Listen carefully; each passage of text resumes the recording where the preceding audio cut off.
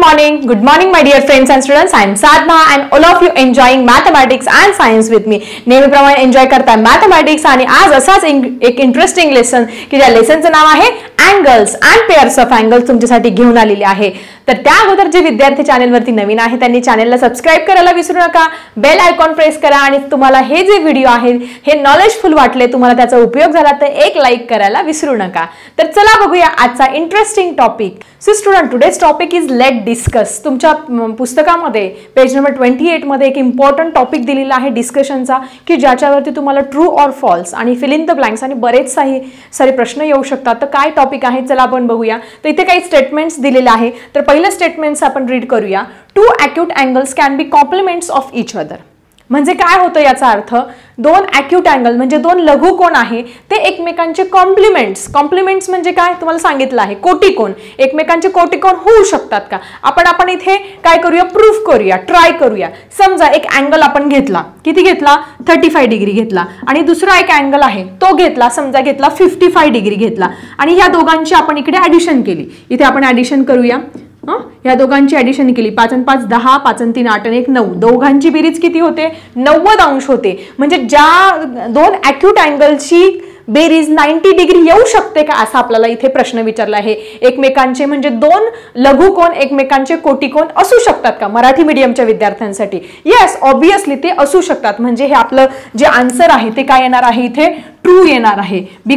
To acute angles can be complements of each other because the sum of their measure is equal to 90 degree. मग इथे तुम्हाला 35 55 घेतला, तुम्ही इथे 40 आणि 50 घेतलं, दोघांची ॲडिशन 90 डिग्री. म्हणजे अशा खूप साऱ्या पेअर्स असू शकतात लघुकोणांच्या की ज्यांची बेरीज ही 90 अंश येऊ शकते. समजा तुम्हाला एक अँगल 70 दिला आहे तर त्याचा तुमचा कोटिकोन किती येणार आहे, 10 अंश आणि दोघांची बेरीज किती येणार आहे, 90 अंश. म्हणजे दोन लघुकोन काय असू शकतात, इथे कोटिकोन असू शकतात. हे आपलं प्रूफ झालेलं आहे.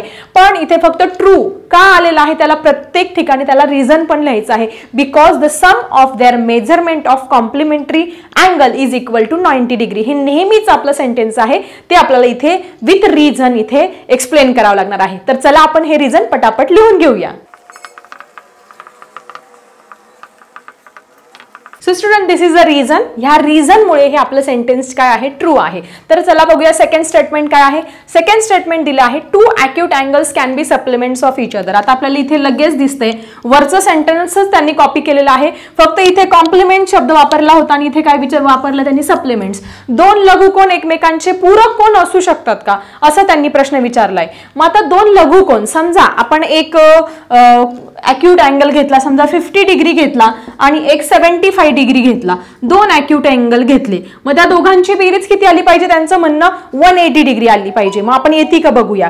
तर आपण याची ॲडिशन केली, हे 5 आले, 7 + 5 इज इक्वल टू 125. म्हणजे दोन अॅक्यूट अँगलची बेरीज किती, 125. मग आता एखादा विद्यार्थी म्हणेल टीचर मोठा घ्या. मग आपण 90 अंशापेक्षा छोटा किती घेऊ शकतो, 89 डिग्री घेऊ शकतो आणि एक 80 डिग्री घेऊ शकतो. अशा पद्धतीने आपण जर घेतलं तर तरी ॲडिशन किती आहे बघा, 8 आणि 8 किती आले, 16, 169. म्हणजे 180 पेक्षा काय होतं इथे, लेस ही ॲडिशन येते. म्हणजे दोन लघुकोन, हे दोन अॅक्यूट अँगल, दोन लघुकोन कधीही एकमेकांचे सप्लिमेंट्स म्हणजे काय, पूरक कोन असू शकत नाही.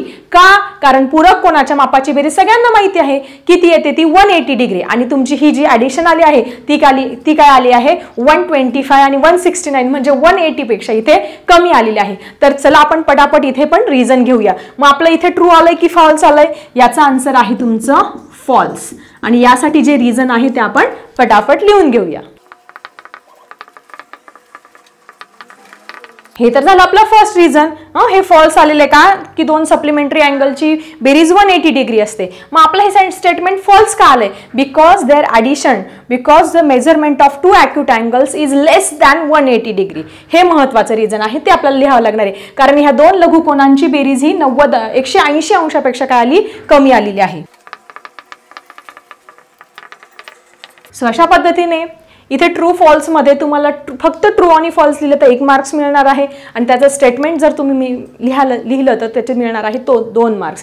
सो अशा पद्धतीने टू अॅक्यूट अँगल्स हे एकमेकांचे काय असतात, नेहमी कॉम्प्लिमेंटरी असतात, ते एकमेकांचे सप्लिमेंटरी अँगल्स नसतात. हे तुम्हाला ह्या डिस्कशनवरून हे प्रूफ झालं असेल. So student, let's see the next statement. So student next statement is two right angles can be complements of each other. दोन राईट अँगल आहे. राईट अँगल म्हणजे काय? 90 अंशाचे, म्हणजे कोण? काटकोन. दोन राईट अँगल घेतले समजा आपण, एक घेतला आपण एक 90 डिग्री आणि दुसरा घेतला दुसरा 90 degree. Can be complements of each other. एकमेकांचे कॉम्प्लिमेंट्स होऊ शकतात का? बघूया आपण. 90 आणि 90 किती होत आहे? 180. आणि 180 म्हणजे काय असतं? तुमचं सप्लिमेंटरी अँगल असतं. म्हणजे हे सेंटेन्स तुमचं काय आहे? फॉल्स आहे. इथे हे काय दिले त्यांनी? रॉंग दिलेलं आहे, फॉल्स. मग इथे काय पाहिजे होतं? The two right angles can be supplementary of each other. म्हणून हे आपलं सेंटेन्स काय आहे? फॉल्स. मग याला आपल्याला काय करायचं? रिझन लिहायचं आहे. रिझन काय? That is the sum of the measure of two complementary angle is equal to 90 degree. हे 90 डिग्रीच्या वर येत आहे. 90 आणि 90 180 हे 90 डिग्रीच्या वरती येत आहे. म्हणून हे स्टेटमेंट काय आहे? आपलं फॉल्स आहे. चला आपण पटापट हे रिझन लिहून घेऊया.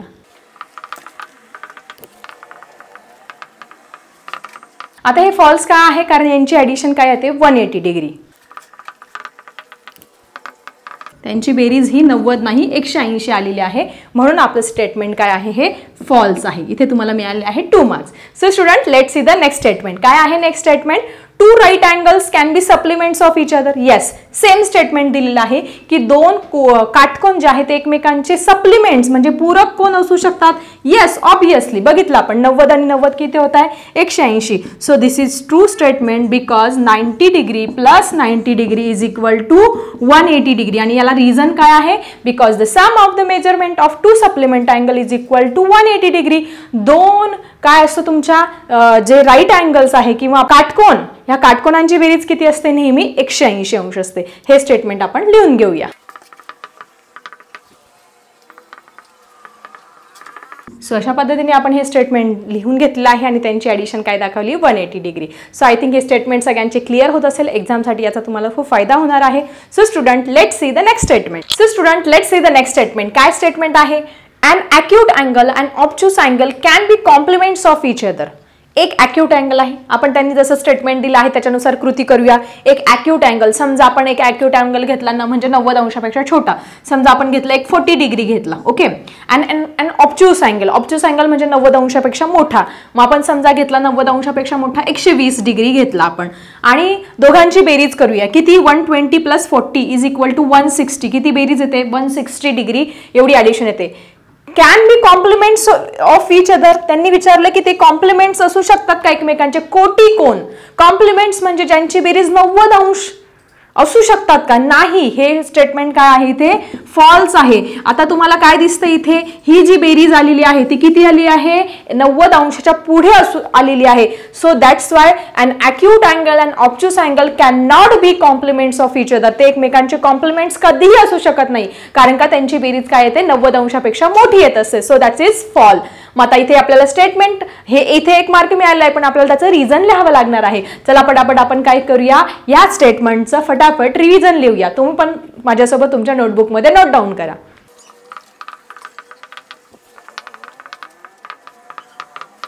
सो अशा पद्धतीने आपण हे लिहिलेलं आहे रिझन. आणि अजून एक स्टेटमेंट नेहमीप्रमाणे आपल्याला ऍड करायचं आहे. That is the sum of the measurement of two complementary angle is always 90 degree. दोन कोटीकोनांच्या मापांची बेरीज किती असते? 90 अंश असते. हे स्टेटमेंट मात्र लिहायला विसरायचं नाही. हे स्टेटमेंट पण काय करायचं? तुम्ही इथे ऍड करायचं आहे. So student let's see the next statement. काय दिलेलं आहे?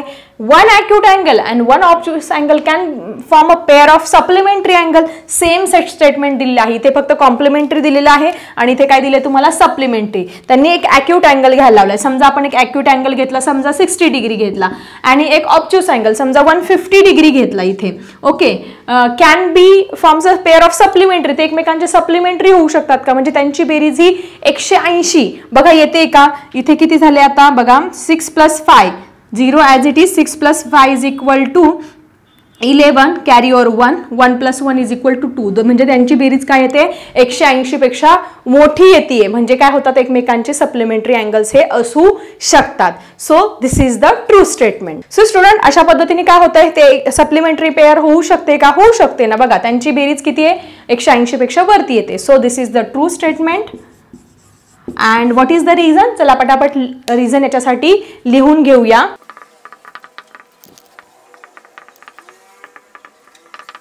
सो अशा पद्धतीने आपण हे स्टेटमेंट कंप्लीट केलेले आहे. सो आय थिंक स्टेटमेंट्स, त्याचं रिझन कसं लिहायचं, ट्रू फॉल्सला कशा पद्धतीने क्वेश्चन विचारले जाऊ शकतात, हे सगळं छानपैकी क्लिअर झालं असेल. So student, I think page number तुमच्या 28 वरती लेट्स डिस्कस मध्ये जे इम्पॉर्टंट टॉपिक्स दिले होते, त्याचं स्टेटमेंट प्लस ते ट्रू फॉल्स का आलं, त्याचं मागचं रिझन, हे सो आय थिंक छानपैकी क्लिअर झालं असेल. आणि याच्यावरती कधीही तुम्हाला कुठलाही प्रश्न आला तर तुम्हाला इझिली या प्रश्नांची उत्तरं देता येईल. सो स्टुडंट, आय थिंक आजचा व्हिडिओ तुम्ही एन्जॉय केला असेल. आवडला असेल तर लाईक करा, फ्रेंड सोबत शेअर करा आणि चॅनलवरती नवीन असेल तर चॅनलला सबस्क्राईब करायला विसरू नका. चला भेटूया अशाच इंटरेस्टिंग अँड नॉलेजफुल व्हिडिओ सोबत आपल्या नेक्स्ट व्हिडिओमध्ये. आता मी थांबते. Bye everyone.